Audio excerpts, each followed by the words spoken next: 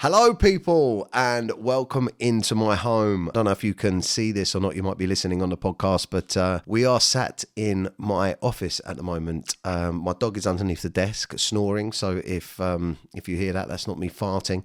And my kids are upstairs doing bath time before bed, so they could burst through the door at any minute, but you might be able to hear them as well. But the reason why I wanted to do this little podcast from my house, in my office, surrounded by posters of myself at the back there. I know it looks like a shrine, but they really motivate me. They've been motivating me for the last 10 years to get back on tour, which I've been working towards for 10 years. And Sobriety, over the last 167 days, has brought about a brand new stand-up comedy tour. And it's quite an emotional time for me, man. I've got a lot of trauma attached to touring.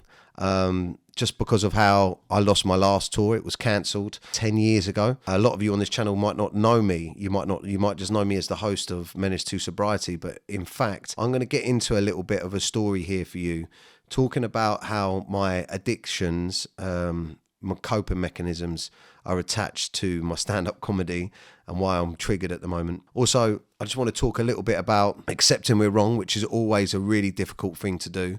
And it's taken me years to do. I made some serious mistakes and freedom that you get from that as well. And and I wanted to talk about the tour because I want as many of you that are watching these podcasts and passionate about to come, because there's a lot about sobriety. I mean, it's all funny stuff. Obviously, it's comedy. A lot of my comedy comes from tragedy. It's all a reflection of my life. And I've written this tour, or I'm writing this tour at the moment, sober, which is the first time in my life I've ever written comedy sober. I always wrote my comedy and my sketches either hungover, high or drunk. Do you know what I mean? And I certainly always performed drunk majority of the time.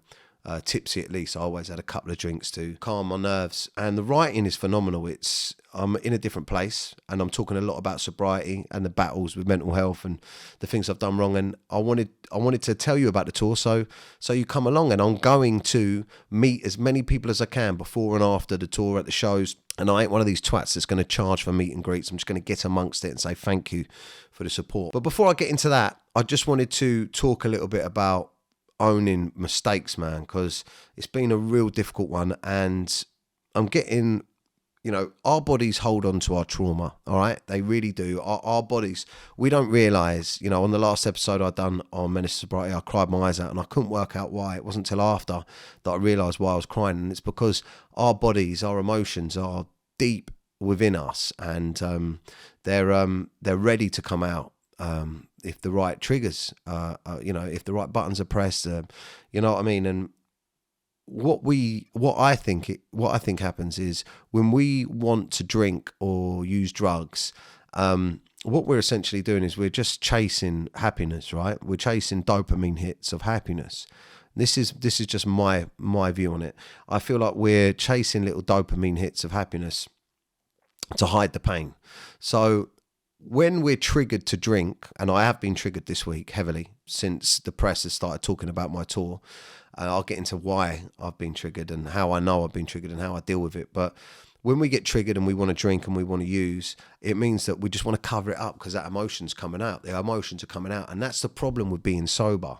That's the difficult thing about sobriety, is that I call it clarity. You get the clarity and it's like looking your trauma right in the face, whatever your trauma is. Now, we all have trauma. It doesn't matter how big or how small.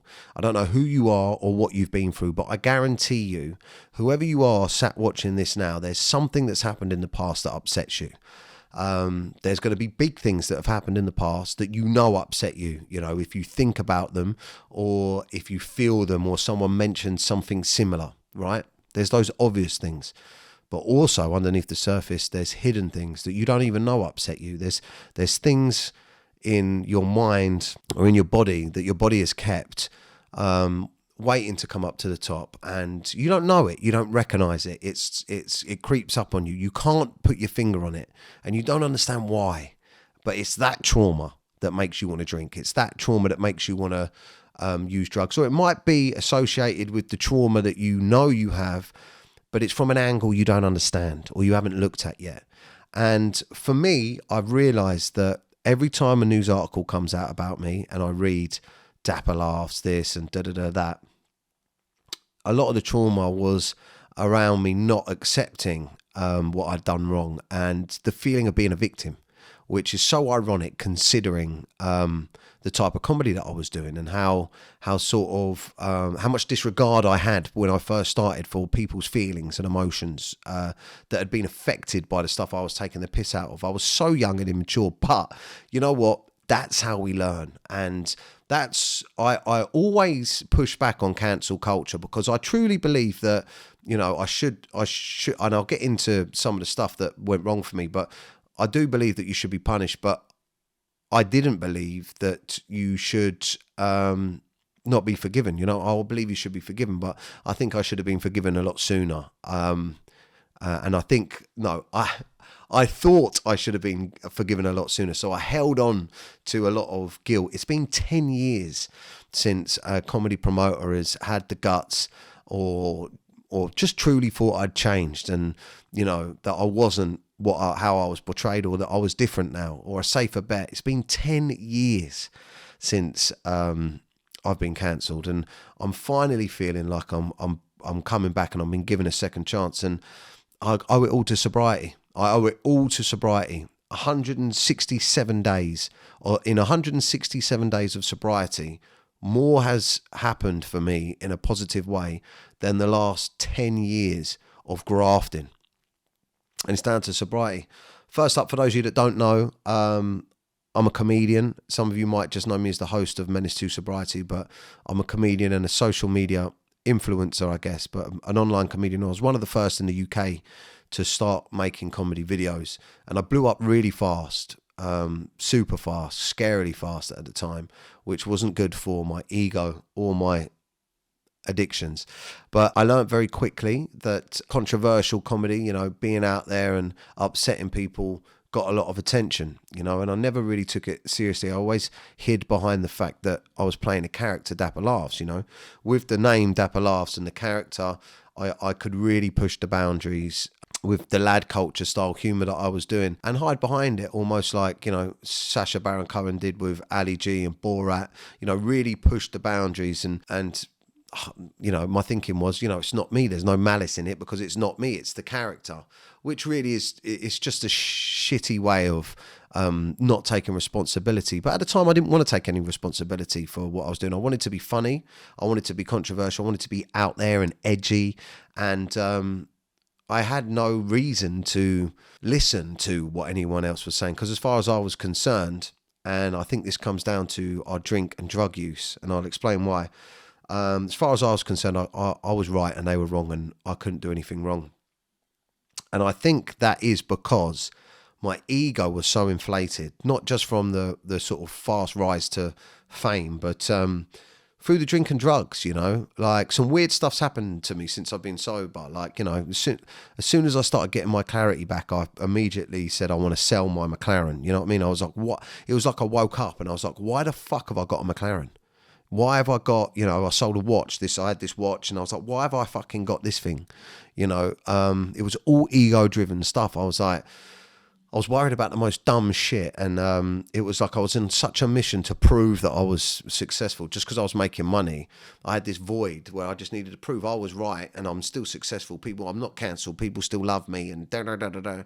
And look, I've got this, I've got that. I was very much like that when I got cancelled. I couldn't accept that I'd said anything wrong, or I thought, all right, I pushed the line, but calm down. Who are you to tell me? And I think it's because, and stay with me on this one, I think it's because even when we drink just a little bit, or we do a little bit of drugs, our natural state of, you know, our level of survival, you know, or just the baseline that we live at. Say, for instance, this is normal, this is normality, and we're meant to function on this level, right?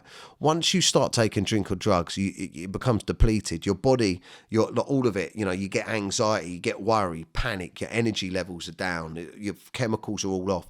Your body becomes depleted, right? And your mind, I believe your mind is scanning for what the problem is. Why are we like this? And that's the anxiety. What's going on? And through living in a constant state of a come down or being hungover or being drunk, I feel like I was like, I was always worried, so I always had to prove something. I had to prove that things were going well, and I was like, because I was always in a state of like alert, an anxiety state of alert from the drinks or the sesh or whatever.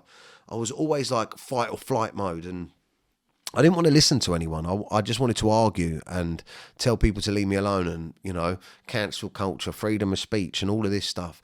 And I never really took any responsibility for, I apologised, but in the truth of it is I apologised to stop the onslaught of bad press.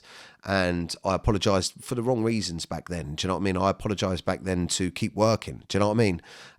It was very much one of those situations. People even said in the press, would he apologise if this hadn't have happened? No. Do you know what I mean? That's the truth of it. And it's taken me so long to accept, that I pushed the boundaries and people got upset, and I have dealt with a lot of the trauma attached with losing everything, but it hangs with me hard, because the trauma was the loss. Yeah. So, losing the show, losing the TV show, losing my money, losing my house, losing my manager, losing, the place we lived, losing any sort of respect, and the shame attached to all of it. But in such a quick time, going from a lot of success to losing everything, and then losing my father. And I think that's where the trauma and the fear and the panic and why I wanted to drink this week comes in, because I think in a weird way I associate, the bad articles, and a couple of articles have come out about me going on tour, and they always refer back to the stuff I did wrong and should I be given another chance. And that it triggers me. I'm like, oh fucking hell, is it gonna happen again? Has it started? Is this gonna get cancelled? Oh, what have I done? And I associate that with the loss of my father, because I dealt with it at the same time. I know I do. I can feel it now. Welling up inside me, thinking about it. I can feel it. And it was because at the time that I needed my father's advice when that was going on. He wasn't there. He'd been taken from me. Actually, I felt like he'd left me. There's a lot of trauma attached to that, I had a very fuck you attitude then to the world, obviously. But anyway, time moves on, right? And then I become a father, and I have two girls, and I realised that the jokes about chatting up girls and the other horrible stuff that I said, in jest, thinking there's no malice, so it'd be all right. I understand now, after having two daughters, how a lot of that stuff upset people, right? So after understanding that, then I was able to go back and go, right, you did do wrong, man. You did. You were wrong. You were out of order. You were arrogant about it, and you were out of order, and then I had to go through that process of accepting that I was wrong. And then I learned very quickly that, wow, I feel better about it. I've accepted that I was a knobhead and that I was wrong, and I wasn't the victim in that. I wasn't done hard done by. I was a twat, and I was turning into an even bigger twat, and I had to be stopped. And that was the beginning of my healing process, really, because once I'd accepted that I had some responsibility for what had happened, I could stop trying to cover it up and hide that feeling, hide that feeling of being a victim and cover it up with drinking and alcohol. And then when the sobriety came into play, when I became sober, I had this clarity. I keep on saying that word because that's what it is. I could see it all for what it was. And I look back and it was like, wow. So this was such a big part of my journey, making a mistake, not being able to deal with the mistake, finally coming to terms with the mistake and owning it. Then not needing the coping mechanisms as much, or the coping mechanisms, becoming like unnecessary, they just became like a habit. I think that's what it was. The coping mechanism become a habit, you're doing it. You don't need to cope, but you're doing it every fucking weekend or whenever, just because it's what you've been doing, and then trying to stop doing it, and then not being able to stop doing it, and then realizing you've got a problem, and then trying to break free of the problem, And then once you've broken free of the problem and you've got the clarity to deal with the trauma, you've already kind of accepted that, you know, you're a knobhead. And I was halfway there to dealing with it. And then doing this positive work, you know, I think this is what it is. This is what I'm getting to. The karma attached to doing positive things will change your life and open doors 100%. Because once I stopped thinking about myself and being uncancelled and getting on with my work, as soon as I thought to myself, do you know what I thought at the beginning of this year when my sobriety started kicking in? I thought to myself, do you know what? I'm just going to take 1 year out of my life. I'm going to take 1 year out and I'm going to spend this year. This is honestly what I thought. I'm going to spend this year seeing what I can do with my platform for other people. What's the best way for me to do that, right? And everyone was lads were reaching out to me and talking to me about what they're going through in their life, because I was talking about what I was going through and everything I've been through, and they were reaching out. And the first thing I come up with was obviously the Men and Their Emotions group. And I just thought, look, if I can put half an hour or 45 minutes into this every morning when I'm up at the crack of dawn, it might help some people. And yeah, 35,000 lads later, and posts flying in the Men and Their Emotions group's brilliant. And then I built the podcast out of the group. I said I want to do a podcast. What should I call it? And the lads come up with a name and everything. And then here we are. And then from the podcast came the tour. And, you know, the tour promoter saw the podcast and must have thought, you know, he's done his time and let's get him out on tour. So it's crazy how the way things happen. And I think they happen that way because that's how the universe is meant to work, right? That's how the universe is meant to work. We're meant to give and help, right? We're meant to be of service. And this is something that I think comes from the AA, not the car place, the Alcoholics Anonymous, but we're meant to give, man, and we're meant to help. And that's what's missing. And that's what's fucked with the world, right?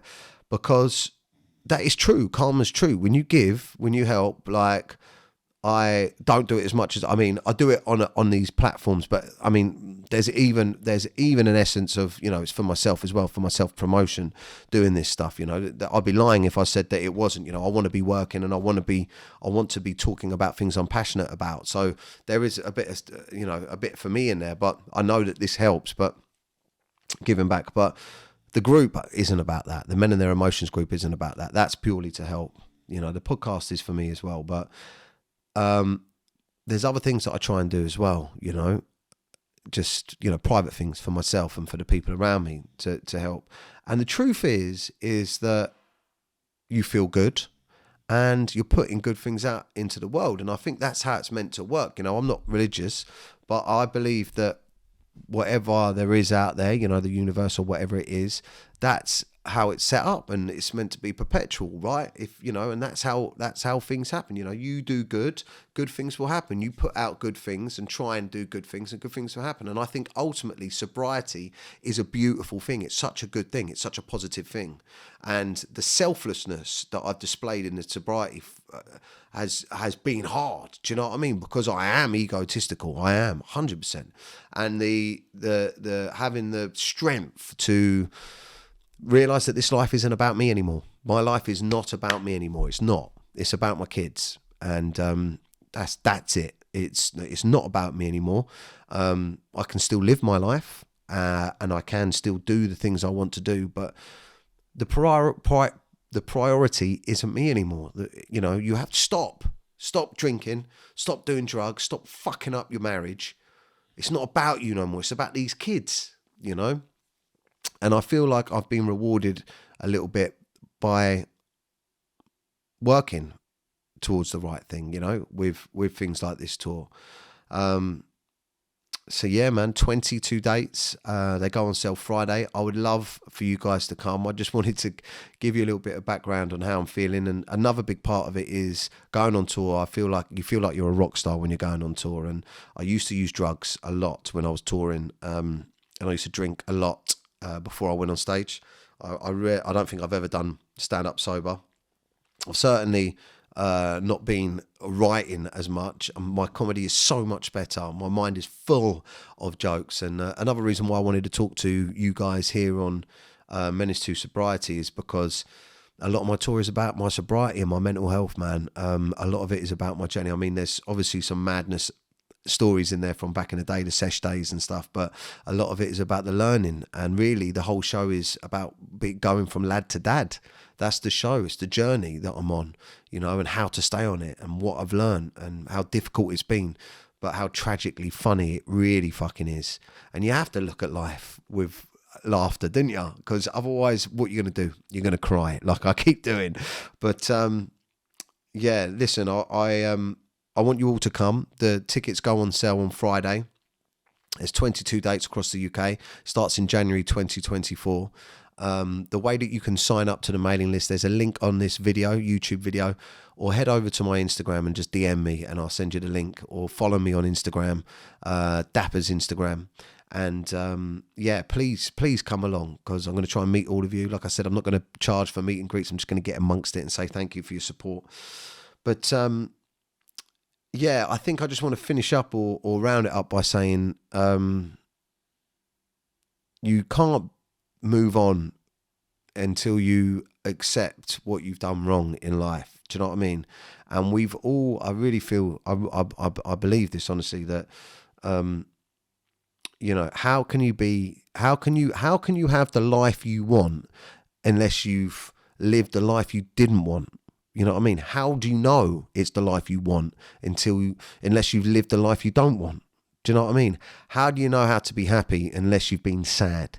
Do you know what I mean? Like, how did I realize that sobriety was so good and so positive and the right thing for me unless I've been fucked on drink and drugs for years? How would I know that?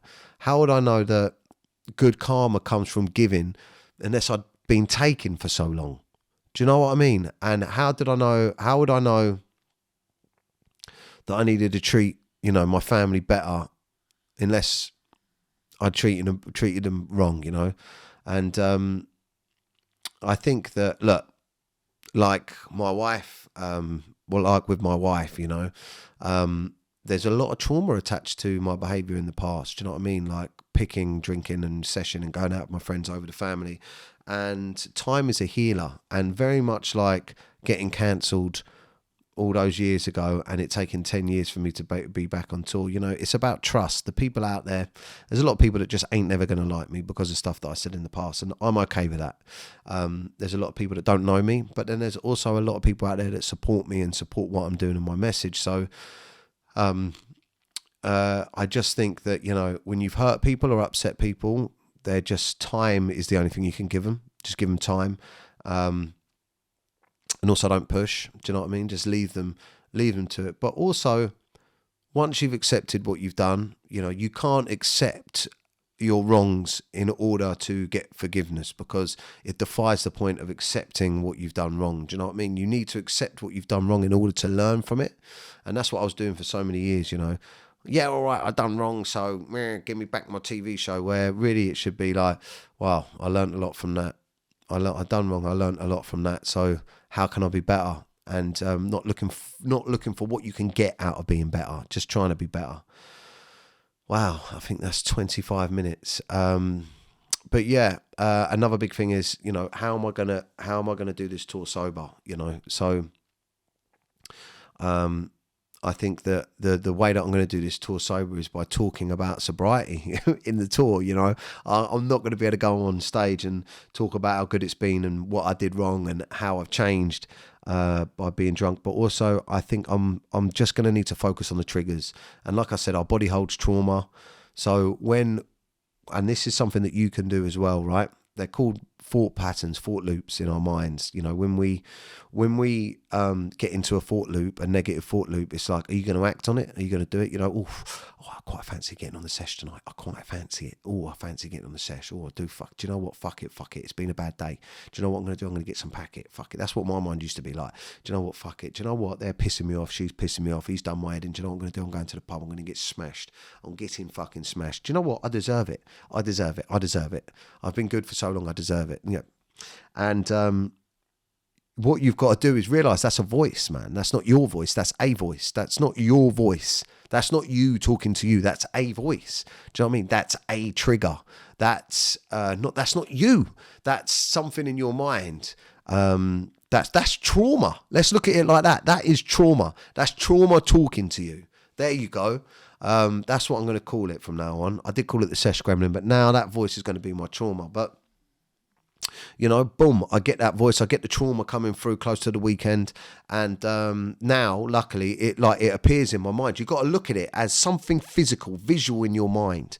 That's what I do. I don't, you know, have these thoughts and think they're me. Do you know what I mean? I don't think that anymore. It's a weird way of looking at it, but this is a skill. I believe this is a skill.